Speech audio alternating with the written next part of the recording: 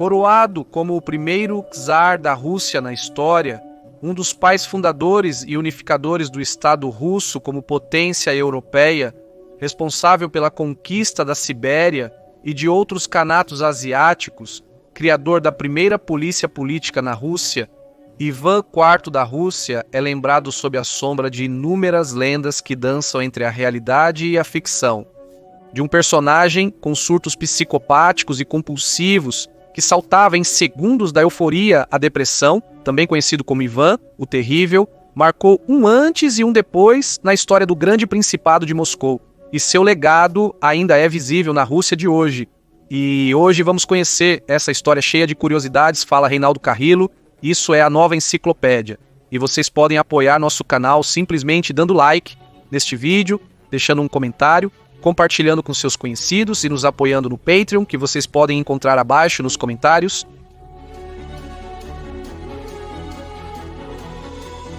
Ivan IV Vassilievich nasceu na residência de Kolomenskoye, no Grande Principado de Moscou, em 25 de agosto de 1530.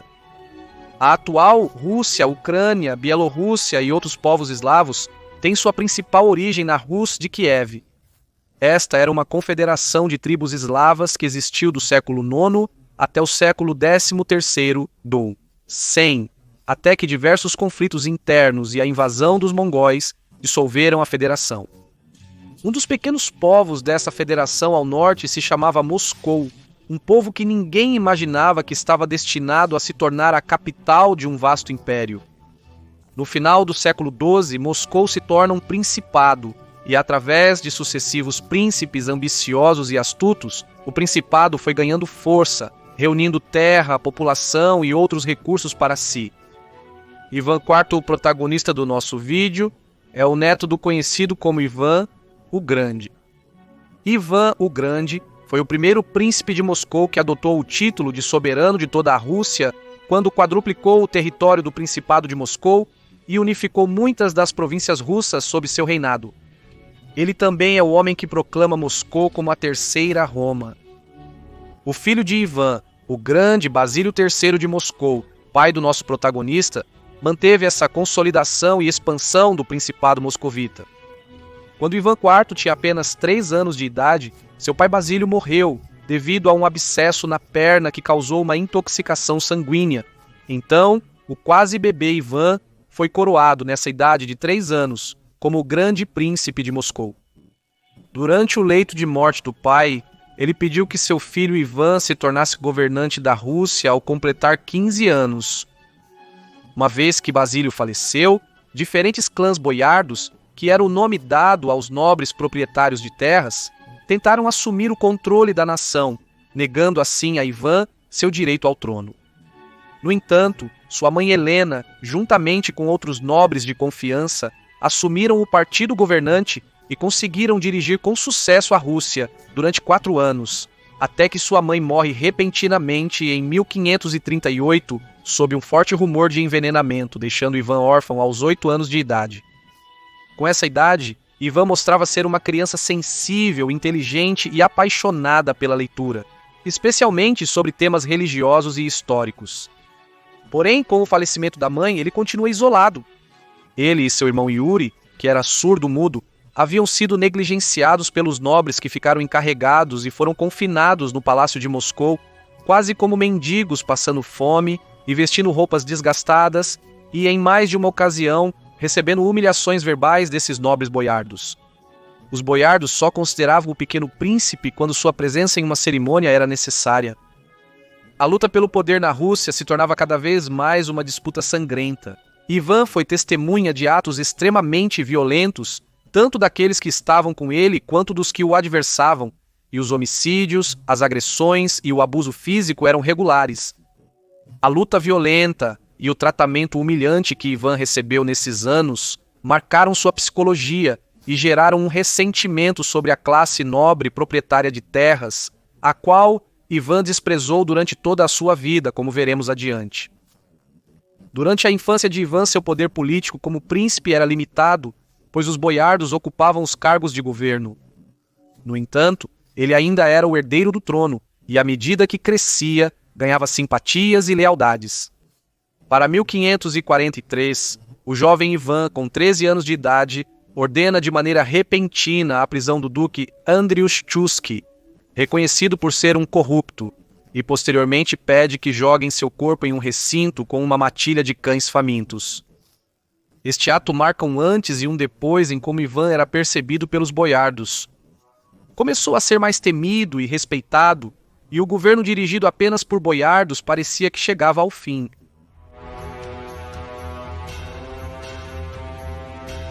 Durante sua vida, Ivan foi descrito como alguém inteligente e devoto, mas também propenso à paranoia, à raiva e a surtos episódicos de instabilidade mental que iriam aumentando com o passar dos anos. O certo é que, durante sua adolescência, Ivan estudou diretamente com o metropolitano de Moscou, o bispo Macário, e era descrito como alguém profundamente religioso alguns anos antes de ascender ao poder. Macário aconselhou o jovem a estabelecer um Estado cristão baseado nos princípios da justiça. Igualmente, este bispo publicou uma árvore genealógica na qual supostamente demonstrava que Ivan descendia dos primeiros Césares romanos. Com 16 anos de idade, Ivan já se destacava na escrita e era um ávido leitor, além de ser um jovem corpulento e musculoso. Depois de uma turnê com Macário por mosteiros e igrejas na Rússia, e após a consolidação da expansão do reino por parte de seu avô e de seu pai, Ivan é nomeado aos 16 anos de idade como czar e príncipe de toda a Rússia na Catedral de Moscou.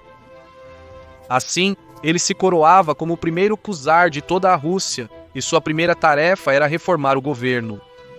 Seu título de czar, que se traduz como imperador, foi reconhecido pela comunidade internacional, onde destacados monarcas da Europa respeitaram sua distinção. Pouco depois de se coroar como czar, Ivan se casa com Anastasia Romanovna, a primeira mulher a possuir o título formal de czarina da Rússia. A partir daí começaria o que se reconhece como a primeira etapa de seu mandato.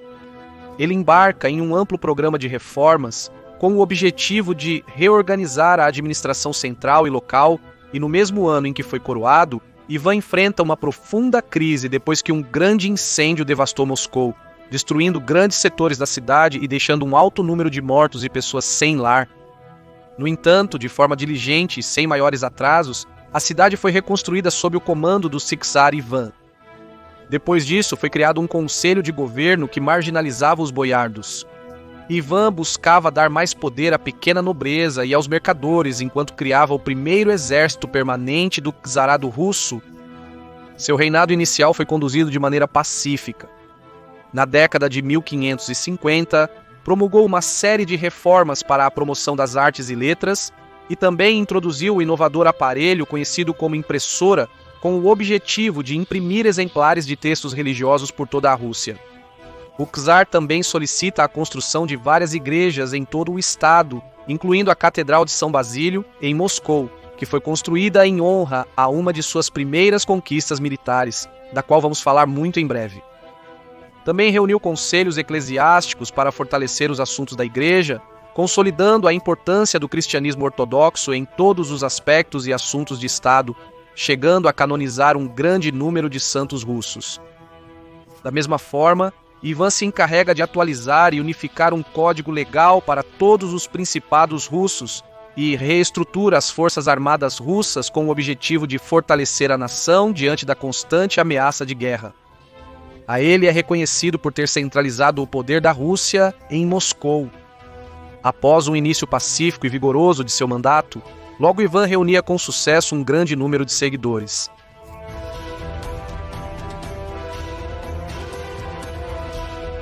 Desde antes de assumir o poder, existia um forte conflito entre os povos russos e os povos tártaros. Os tártaros era o nome que os russos davam a diferentes grupos invasores de origem asiática.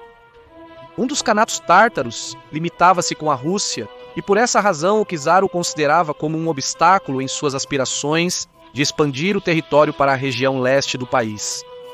Uma das maiores campanhas do czar seria a conquista dos khanatos tártaros. Ivan mantinha a proclamação que seus antecessores haviam feito da Rússia como a terceira Roma, e queria transformar Moscou na nova Constantinopla.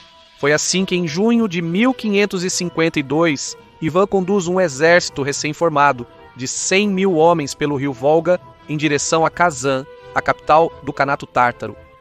No final de agosto do mesmo ano, ele sitia a fortaleza dos tártaros, onde espera a rendição deles. Finalmente, nesse mesmo ano de 1552, ele consegue a vitória sobre o Kanato de Kazan, e em 1556 consegue outra vitória sobre o Kanato de Astracan, que foi posteriormente interpretado como o Terrível, mas curiosamente este nome pelo qual ele passou para a história parece ser resultado de uma má tradução. Uma tradução mais precisa de Grozny qualificou este apelido mais como Ivan o Impressionante. Seu bom governo na fase inicial e seus sucessos na guerra mostraram ao povo que ele era um líder bom e eficaz. A partir dessas conquistas, o Volga se tornou um rio russo e a rota comercial para o Mar Cáspio foi assegurada para o Império Moscovita, expandindo ainda mais as margens da Rússia. O que poderia ser chamado de Estado russo naquela época era maior do que o governado por qualquer outro monarca europeu. Cada Kanato tártaro conquistado pelos russos, a população muçulmana era substituída por colonos russos e as mesquitas eram trocadas por igrejas ortodoxas. Após esses eventos, Ivan foi designado pelo patriarca de Constantinopla como czar e soberano ortodoxo de toda a comunidade cristã, do leste ao oeste até o oceano, enquanto o patriarca de Alexandria o havia comparado com Alexandre, o Grande. Para 1553, após obter a vitória em Kazan, Ivan adoece possivelmente de pneumonia, acreditando que estava em seus últimos dias de vida, decide seguir o exemplo de seu pai e chama os boiardos para jurarem lealdade ao seu filho Dmitri, mas nesta ocasião os nobres se recusaram. Os boiardos não cederam ao pedido do líder russo, pois temiam que um czar infantil criasse um vácuo de poder semelhante aos acontecimentos do passado. Para infortúnio dos boiardos, Ivan se recupera e volta a liderar Moscóvia, mas com um comportamento ainda mais desconfiado de todos que o rodeavam.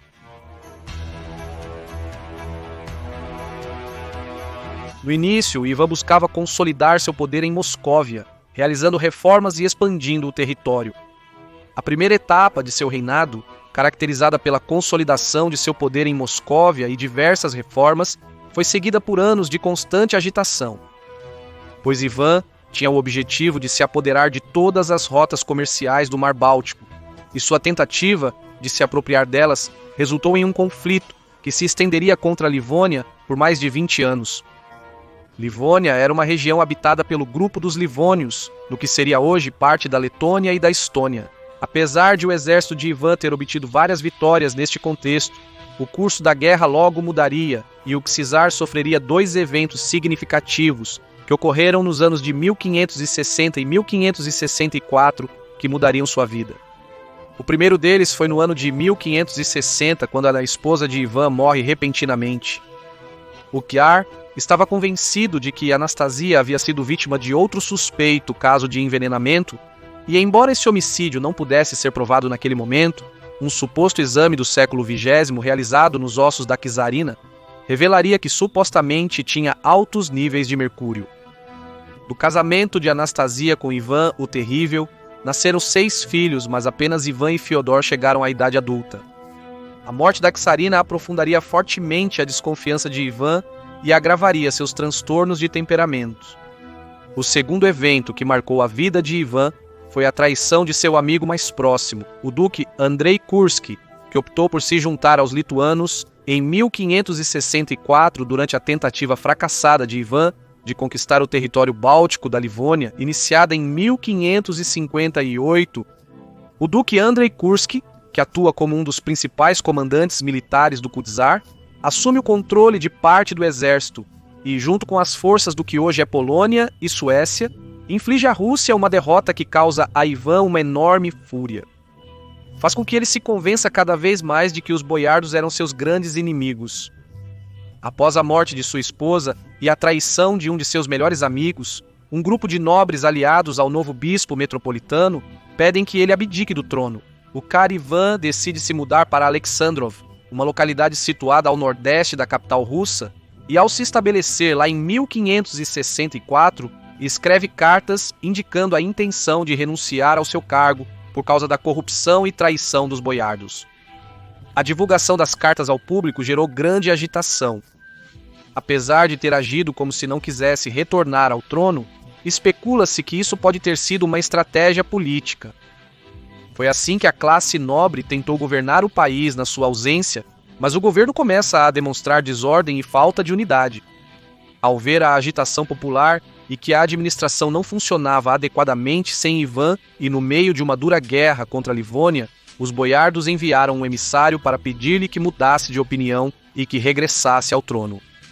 O Kar concorda com a condição de que lhe seja concedido o poder absoluto sobre a vida ou morte dos boiardos e a autoridade sobre os tribunais. Ao mesmo tempo, exige que seja ratificado seu controle sobre as forças militares, ter o poder legal de confiscar os bens daqueles que considera traidores e que lhe seja dado o controle exclusivo sobre o tesouro russo. O Conselho de Nobres e o clero, desesperados, aceitaram as demandas de Ivan, uma decisão que lamentariam quase que imediatamente. O czar não havia esquecido as humilhações de sua infância, muito menos a traição dos boiardos e de seu amigo próximo na guerra ou o suposto homicídio da czarina. Por isso, este novo governo marcaria uma nova forma de exercer o poder e de lidar com a dissidência. Desapontado com o curso da Guerra da Livônia e buscando um novo arranjo político para a situação, o czar retorna a Moscou em fevereiro de 1565 e se prepara para dividir o país em duas áreas administrativas, Oprichnina e Semchina. A primeira seria governada por Ivan da maneira que ele considerasse adequada, com poder absoluto, enquanto a segunda permaneceria sem mudanças e seria dirigida pela classe nobre. Oprichnina estava localizada principalmente ao norte da Moscóvia. Os proprietários de terras boiardos dessas terras foram desalojados e muitos deles se tornaram refugiados, enquanto outros foram executados. Para supervisionar seu novo território, Ivan criou a primeira forma de polícia secreta na Rússia, os Oprichniki. Vestiam-se completamente de preto e eram a guarda pessoal e policial do czar, iniciando uma primeira campanha de repressão, perseguição e neutralização de qualquer pessoa suspeita de conspiração. Acredita-se que sua força aumentou de 1.000 para 6.000 homens entre o ano de 65 e 1572. Durante este período, Ivan criou também o Palácio dos Oprichniki em Moscou, onde maus-tratos, abusos e homicídios se tornaram atos comuns. De acordo com as lendas históricas e supostos documentos, pelo menos 20 pessoas eram vítimas diárias de maus-tratos até a morte, enquanto Ivan assistia rindo e contemplando os fatos. O uso arbitrário e sanguinário dos Oprichnik contra os boiardos e o povo causou milhares de vítimas durante 8 anos. Neste momento, o apelido de Ivan, o Terrível, se populariza ainda mais. Uma das muitas represálias aplicadas foi punir com a pena de morte um príncipe que o havia acusado de ter participado em uma orgia apenas com homens. Entre os métodos de execução dos Oprichniki estaria o de ferver as pessoas enquanto estavam vivas, empalá-las, assá-las sobre fogo aberto ou despedaçar seus membros usando cavalos. Sua extrema desconfiança os mantinha em constante estado de alerta diante de boiardos ou ameaças externas. Foi assim que, em 1570, ele e seu exército invadem a cidade de Novgorod, uma região da Rússia que o czar, supostamente baseado em documentos que lhe haviam chegado, considerava que estavam planejando para se aliar com a Lituânia contra ele na guerra. Os Oprichniki de Ivan invadem a cidade, a destroem completamente, acabam com a vida de milhares de seus habitantes e executam publicamente os boiardos. Desta forma, os Oprichniki se tornaram uma força formidável e temida em todo o império, um novo tipo de corpo policial para a consolidação do poder.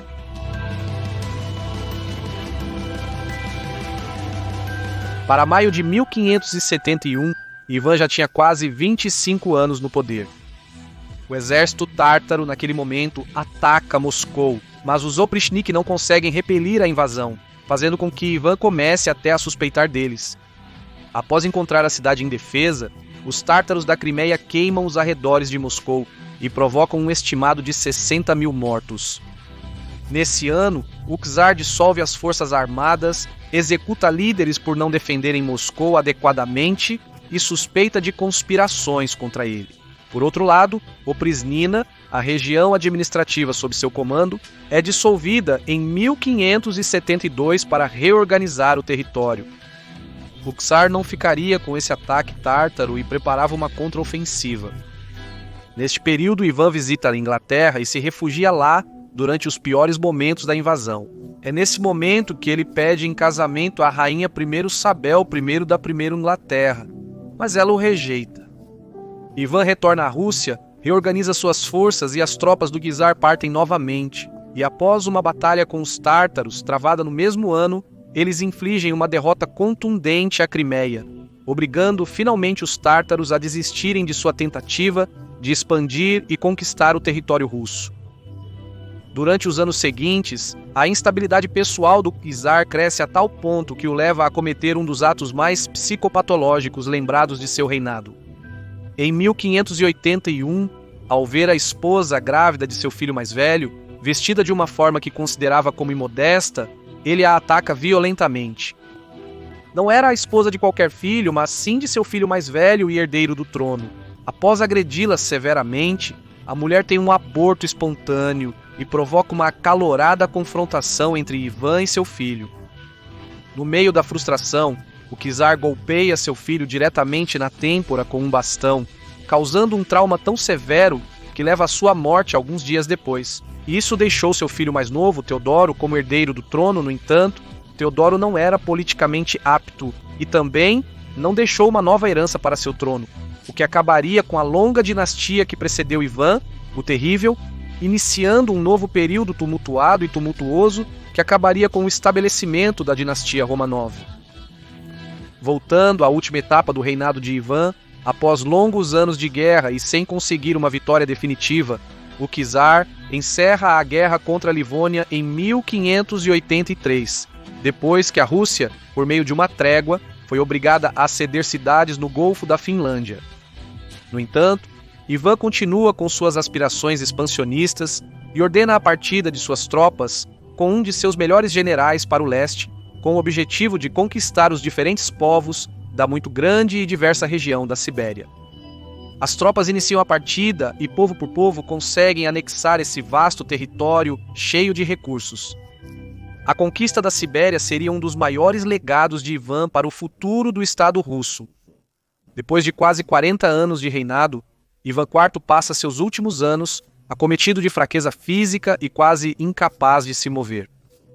Sua saúde se deteriora muito, até que finalmente falece em sua cama em março de 1584 em Moscou, após sofrer um derrame cerebral.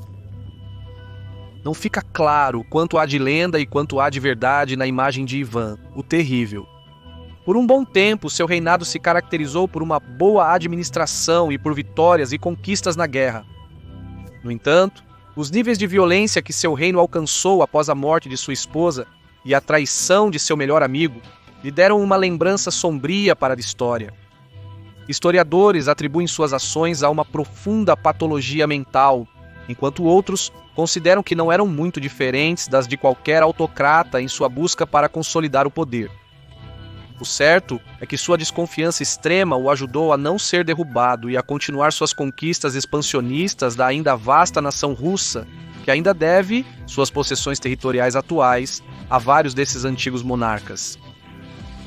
Eu sou Reinaldo Carrillo, isso é a Nova Enciclopédia, e muito obrigado a todos por compartilharem nossos vídeos, por deixarem seus comentários, por nos seguirem no nosso Instagram e por colaborarem conosco no Patreon, que vocês podem encontrar abaixo deste vídeo. Até a próxima e que Deus os abençoe.